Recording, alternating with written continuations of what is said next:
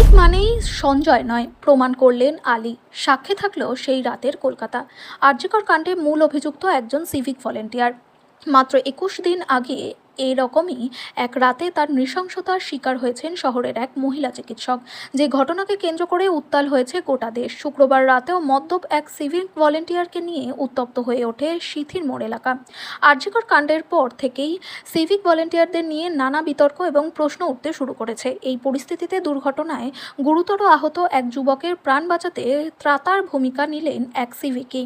Bike দুর্ঘটনায় গুরুতর জখম এক যুবককে কাঁধে তুলে প্রায় ৫০০ মিটার নিয়ে গিয়ে হাসপাতালে নিয়ে গেলেন ওই সিভিক ভলেন্টিয়ার।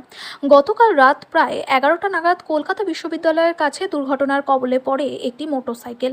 ওই বাইকে চালক ছাড়াও আরও একজন আরোহী ছিলেন। রাস্তা থেকে কোনোভাবে পিছলে যায় বাইকের চাকা। ঘটনায় গুরুতর আহত হন ফারহান আলম নামে এক যুবক। মাথার পিছন দিকে এবং ঘাড়ে গুরুতর লাগে তার। রক্তাক্ত অবস্থায় রাস্তার উপরে পড়ে থাকেন ওই বাইক চালক। সেই সময় ঘটনাস্থলে ছিলেন আলী নওয়াজ নামে এক সিভিক ভলেন্টিয়ার। অত রাতে রাস্তা ফাঁকা হয়ে যাওয়ায় আহত যুবককে হাসপাতালে নিয়ে যাওয়ার জন্য গাড়িও পাওয়া যাচ্ছিল না। শেষ পর্যন্ত ওই সিভিক ভলেন্টিয়ারই আহত মোটরসাইকেল আরোহীকে নিজের কাঁধে তুলে কলকাতা মেডিকেল কলেজ হাসপাতালে নিয়ে যান। প্রায় ৫০০ মিটার রাস্তা আহত যুবককে কাঁধে করে নিয়ে যান ওই সিভিক ভলেন্টিয়ার। দ্রুত হাসপাতালে নিয়ে যাওয়ায় সময় মতো গুরুতর আহত ওই যুবকের চিকিৎসা শুরু করা সম্ভব হয়। প্রাণেও বাঁচেন ওই যুবক। আপাতত কলকাতা মেডিকেল কলেজ হাসপাতালেই চিকিৎসাধীন রয়েছেন তিনি। পুলিশ সূত্রে খবর, আহত যুবক কলকাতার মিত্র লেন এলাকার বাসিন্দা। তার বাড়িতে খবর দেওয়া হয়েছে।